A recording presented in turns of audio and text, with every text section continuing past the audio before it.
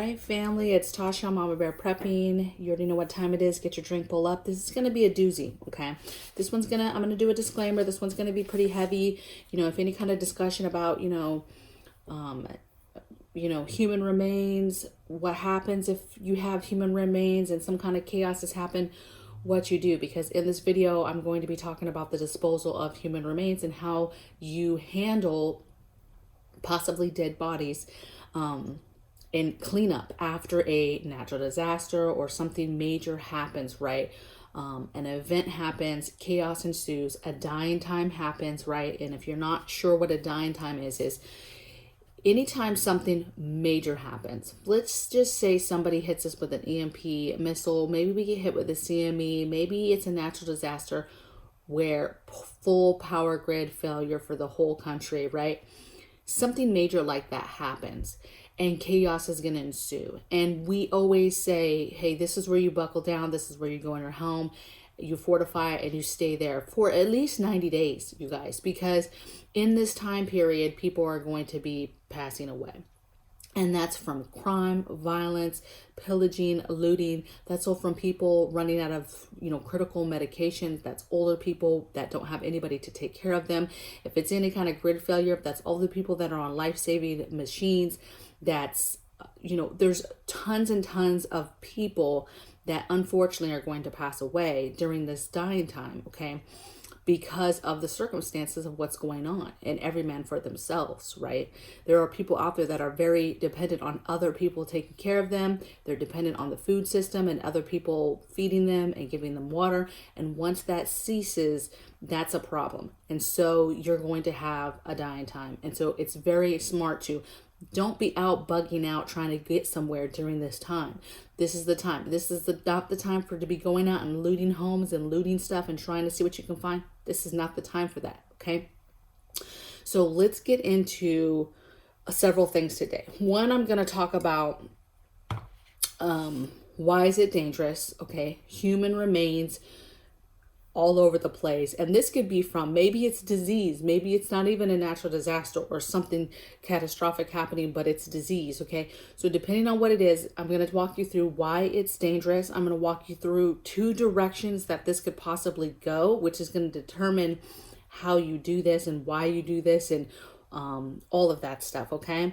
I'm going to walk you through 4 objectives, okay? And then we're going to talk about Cadaver kits. Basically, what is the supplies needed to be prepared in case you need to do this?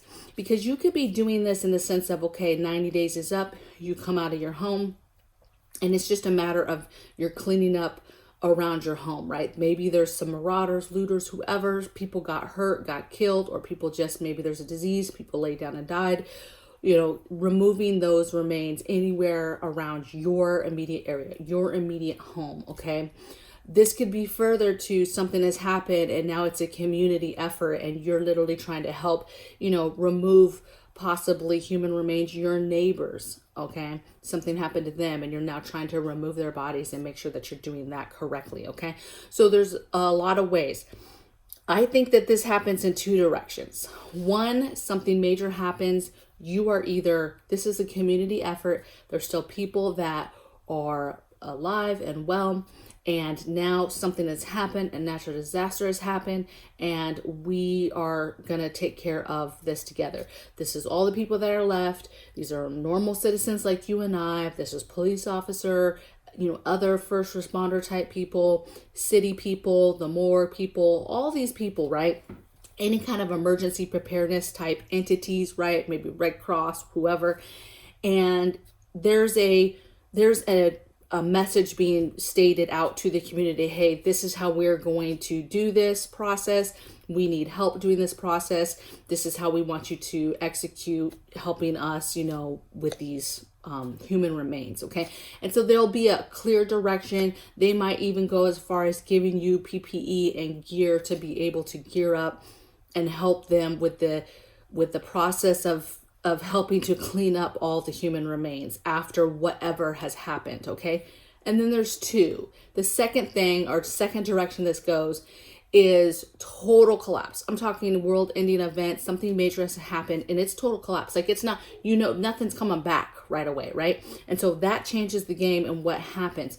It's not really going to change, in my opinion, how you do things in response to disposal and identification and stuff. But remember, that's a different ball game now if it's total collapse. I'm thinking of stuff like, okay, we're doing it not because the community is asking me to do it, but I'm doing it for the well-being and mental health of my family, right? I'm doing it because of the smell and things like that around us that have to do with our mental health, okay? I may be moving bodies or doing something for deterrence to deter bad people that are still out there that might be, roaming around trying to take advantage of weaker people or, soft targets, okay? That's a whole other video, right? Using bodies as deterrents to deter people from coming into your neighborhood, whole other video. So we're just going to get into the disposal part of this, and let's get into why is it dangerous. So this is, and actually let's just do the 4 objectives. We're going to talk about how to approach bodies, how to handle bodies, how to collect and document, and then how to dispose. And the reason why, first of all, let's start with a myth. A lot of people, there's a myth that dead bodies cause epidemics, cause pandemics, cause disease, and basically dysentery, all these bad things happen because of human remains, right? And actually the truth is diseases popping up and taking out whole societies, that actually comes from the survivors. The survivors are the ones that actually are the ones that spread disease, okay? And that, think about this, it's total collapse. Those people are in overcrowded areas, they're malnutrition, they're not eating right, their hygiene is super low, they're possibly drinking water that's contaminated, the sanitation part in regards to where they're going to the bathroom, where they're relieving themselves, how they're living in that. All of those things is actually what contributes to disease spreading after an event. And that is spread through the surviving people, not the dead bodies, not the people, okay? Now, don't get it twisted though, dead bodies, human remains, people, those bodies are very dangerous, okay? You have decomposition that's happening. Remember though that disease doesn't last very long in the body after death, okay? You're talking about like 4 or 5 days. I think HIV might be 6 or 7 days, but on average, it's just a few days, okay? But you still are going to have to be careful of certain bodies that have that toxic that comes out of them, okay? Those toxic gases that build up in them and come out and can get in your eyes and pores and mouth and nose, right? And you do have people that have certain illnesses that are very bad for you, right? So any kind of bloodborne viruses, any kind of,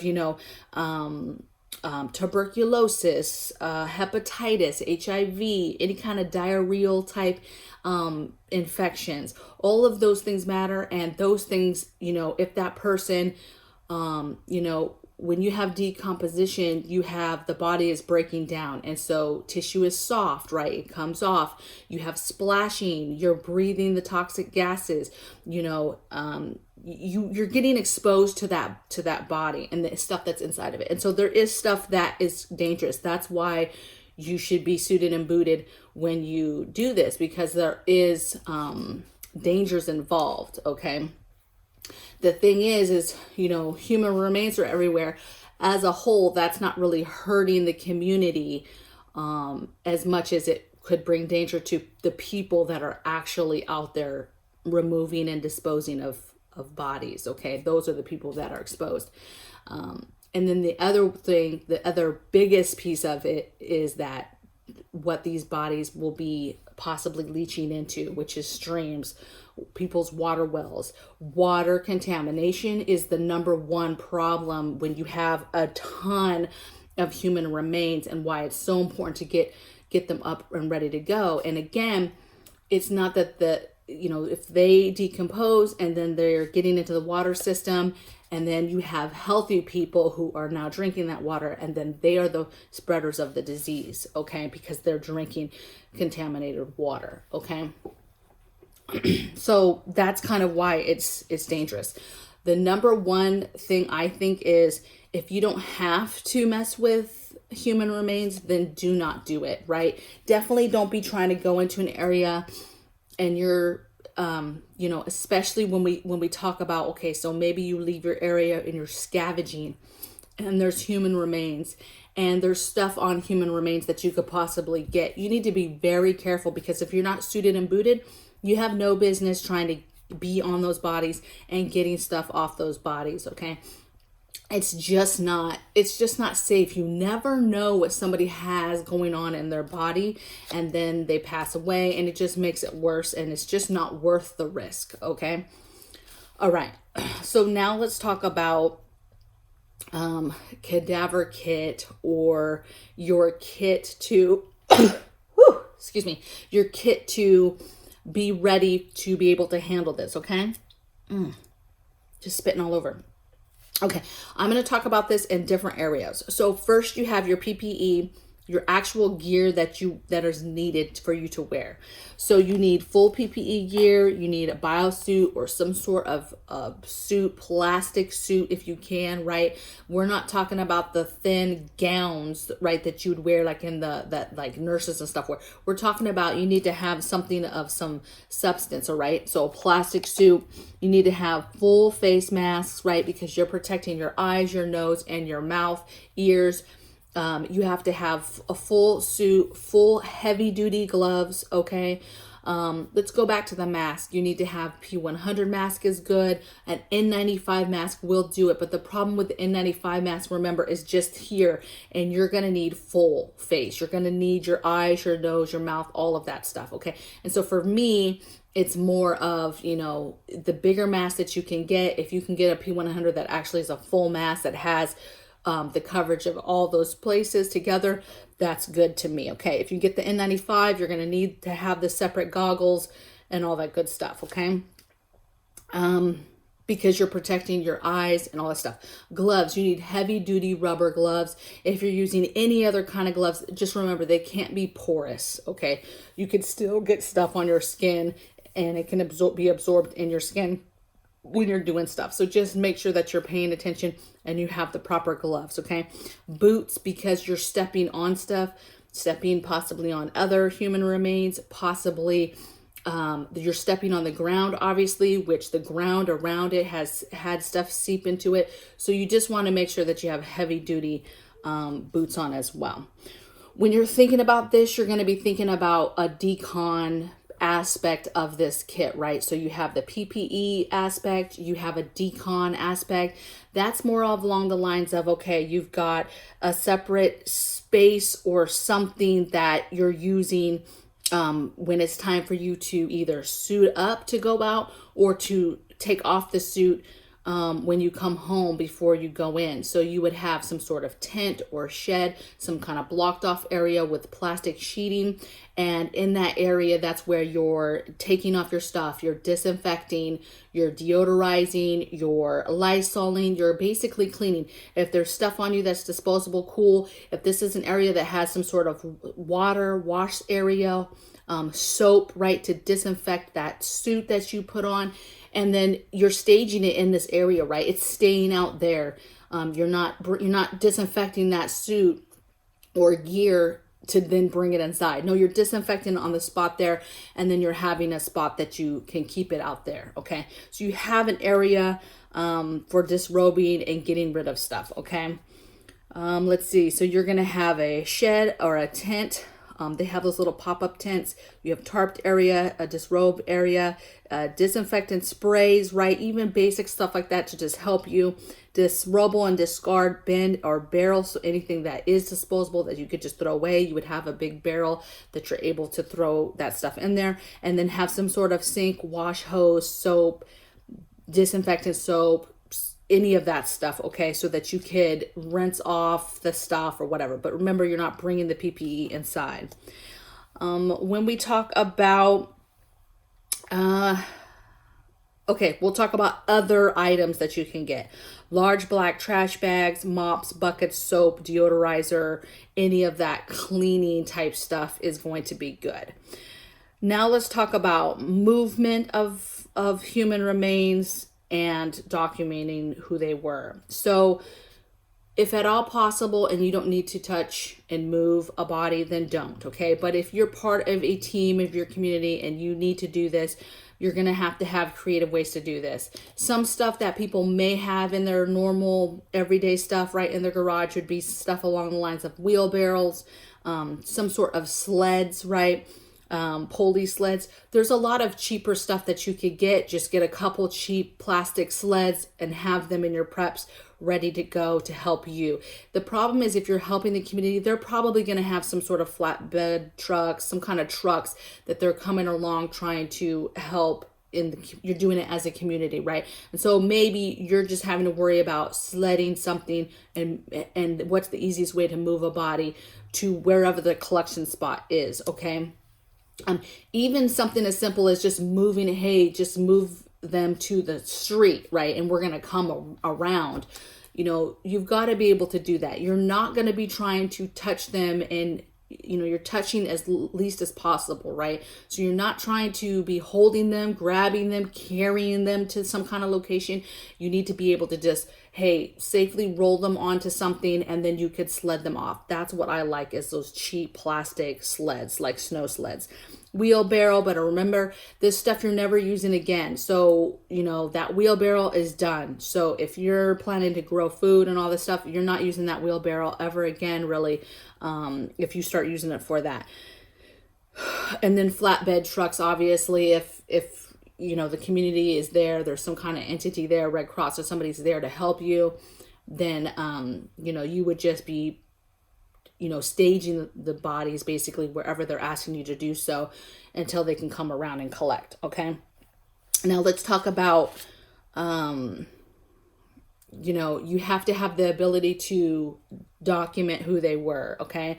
So there are forms. First of all, you can find this information on body disposal and body management on all types of websites. Red Cross, World Health Organization. There's a lot of local communities, you guys, have this stuff written up and ready to go in their emergency preparedness. So just take a look. You can find all this information. And I'm telling you, most of them are pretty close to the same information and what they're putting out. Okay. So there's lots of forms that you can download that basically says, hey, collect this information on this person and then keep this form, keep their personal facts, and then that way later on when they're trying to identify people, they have that. Okay. So I think, hey, what do I do for my Cadaver kit to get it ready? And I don't have a form. So I have gallon baggies. Okay. Tons of gallon baggies that I can collect that person's personal effects, their wallet, any kind of jewelry, any kind of pictures, whatever. If you have the ability to take a picture, cool. But if you don't, and it's total collapse, then you just don't, okay? And just having those personal effects in that wallet that has an identification in it is a huge thing, okay? But obviously, if you have the ability to take some sort of picture, then you could do that, okay? But again, it really depends on what's happening, you guys. There's a lot of variables in this, okay? All you want to be making sure that you're doing is doing everything in your power to be able to keep something that identifies who this person is. I say put it in a gallon baggie, take a black Sharpie, and write on it. If they had identification that said their name, then write their full name on the front of the baggie. And then what you're going to do is in that area, that decon area, one, if you're waiting for the city or somebody to come to pick up bodies that you stage, then you'll put it with that body. However, if you don't, it's the end of the world. I'm just doing that step to be a little bit nicer. I'm just going to take that and say several things and then put that in a bin, collect it in a bin that's in the decon area, right? So in that bag, it will say, hey, this is their information. This is what they were wearing.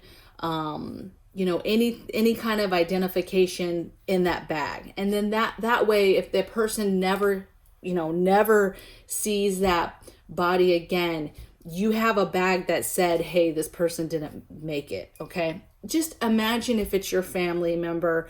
This is a very sensitive topic. A lot of people get very sensitive when we talk about this, and you have religion that's involved because there's different ways that people handle the body during death, depending on their religion, how they dispose of the body. And so this is a very tumultuous time where people could be very, very upset. And if you have something that there's some sort of collapse, and then you get back to where society starts getting back to it, and then you haven't kind of been respectful and done the things the correct way, that could probably come back on you. Okay. So, total collapse, that's a whole different thing. But, if this is temporary in any means, it possibly, depending on what you did, could come back on you. Okay.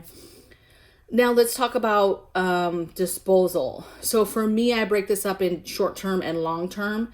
Okay, so some things that most of these sites talk about is, disposable and getting the body prepared. So you're talking about body bags. Now most people don't have body bags, right? I'm not prepping body bags, you guys. But something that you could prep would be maybe 4 or 5 rolls of that big plastic wrap. Okay. So plastic wrap, any kind of sheets, any kind of blankets, and then duct tape. So basically the suggestion is that you would take the body and you would wrap it in some manner or put it in a bag, but wrap it in some manner, duct tape it, and basically have it staged and ready to go. Okay. And this is really dependent on if you have a community that's trying to come together for disposal. They say obviously cold storage is the best, right? But obviously depending on what happened, even a heavy duty storm, there might not be any kind of grid where you have cold storage. So burial does work for that. Like if you are somewhere that's hot or hotter, or maybe it's not hot, but it's too long, right? The time frame is too long. It is recommended to still bury, because when you bury, obviously the ground is cooler. And so even temporary burial lower than that will keep the body cooler and a little bit less on that, decomposition and what happens, right? And so temporary burial, it still works. Now, a lot of people have another myth or misconception that burning bodies is better. Like you have to do that.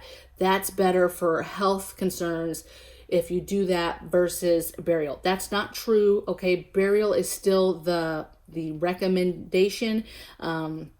It's recommended too that at all costs, you do not do mass burial. You do individual. So obviously you have to think about things like how close those burial sites are to homes, houses, wells, any kind of water sources, that you have to take that into account and not be burying below the water table. Basically, you have to really know if you're working with the city or the government or whatever, or an entity, they're going to be able to tell you where they're going with these bodies. It's not going to be in your backyard, but you have to be careful, because if it's total collapse and you're trying to do this, you need to know, okay, what would be a good place or a good area where I could take these bodies.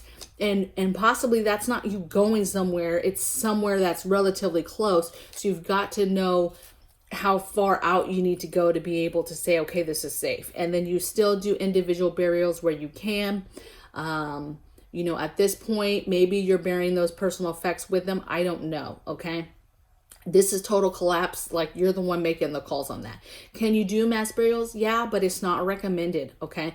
The thing about burials too is, again, if you are, society comes back and you're able to say, hey, I buried these bodies out here, those bodies can then be retrieved and returned possibly to families, right? You have the effects. That stuff can be returned to families, okay? So you just got to make sure that you're doing things in a humane manner, in a legal manner of what's happening and appropriately what's happening. If it's a world-ending event, well, it's a world-ending event, and that changes the game on what I'm doing anyway.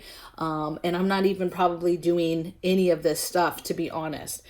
The thing with burn pits too is misconception, or things that people don't realize, is it's like impossible to get the cremation heat that you need to be able to fully cremate a body. Okay. It takes a lot of fuel. It takes a small condensed, place, a lot of love and care to keep that fire going.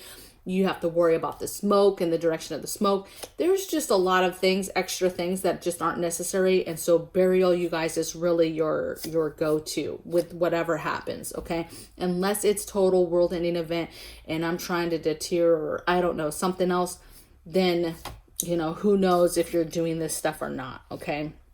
But if you know the dangers and you know what could happen and why you're removing them, you're truly removing them because, you know, that body starts to decompose, and that then is a health hazard to water contamination, okay? Contamination and other things. And that's really what it comes down to, right? And mental health, right? Nobody wants to be in an area where there's just, you know, bodies everywhere and they smell, they stink, there's flies, there's maggots, you know. It's not going to be pretty if, let's say, the dying time happens, you stay in your home for at least 90 days while everything is happening. You come out after 90 days and there's stuff everywhere that you have to clean up. There's remains, and that stuff's going to be nasty, okay? And so you go from, that's much different than, you know, rolling a body onto a sled and moving it. That's now extra stuff, right? That's, you're pulling out the shovel, right? And, oh, that's more stuff for the other thing. Shovels for possibly scooping up human remains. That's shovels for burying, so digging holes and burying holes. Also, when you bury them, another thing is, just like I said, hey, you should wrap them. You're still going to wrap them. Even if nobody's coming and you're burying them, it's still best to wrap them.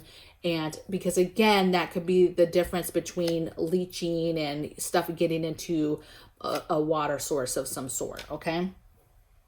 I think that I mentioned most things. Let me just look here.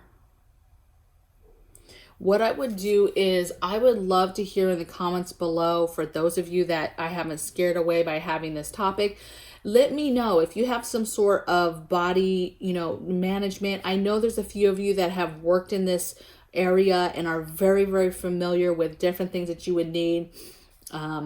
People that have worked in emergency preparedness type places. So if you have information, you know, please add it to the group. And then anybody else, if you kind of put together your own do-it-yourself type kits, what do you have, especially if it's something that I didn't mention today, or you have a good source that you want to share with people. But this is very easy to find information on, you guys. It's really just a matter of, again, like everything else we prepare, do you have the things needed to be able to do this? At a minimum, chaos happens, you go outside after something, and now you have possibly some human remains around your immediate area that you need to dispose of. How would you do it? Know the dangers that are involved with moving a body and exposing yourself to a body, protecting yourself with full suited and booted. And then past that, you know, if you're later, it's a full collapse and you're trying to scavenge and loot your neighbors' homes because they've passed away or they've left, you know, you might be doing that and coming across human remains because your neighbors passed away, okay? And so you have to know how to maneuver and navigate through that and know the safety so that you can do that. You should not be scavenging through neighbors' houses with human remains and you are not suited and booted, okay? You should not be in there with your little backpack and just be like, well, I'm just going to walk around them and I'm just going to do my thing. Because at the end of the day, you just have to be careful, okay? There's a lot of things we don't know when it comes to science and bodies and things like that. And it's just not something that I'm trying to be exposed to mentally, let alone physically, if I don't have to, okay? All right, so I guess I will see you guys in the next video. I am working on the Marauders video for you. I did a video, I think last week, about violence is on the rise and some different things you could do. And I asked if Marauder video would be something that you'd be interested in. And a few people did say, hey, yes, we want to see a video on how to deal with marauders. And that's a very broad topic, so I'm really trying to execute it correctly for you guys. Let me know, again, if you're new and you didn't already chime in on the other video about Marauder and you want to see that, because this is about you guys and what you guys want to hear about. So I am working on the Marauder video, okay? And that might come even as soon as tomorrow, all right? So you guys take care, and I hope you have a blessed day. Bye.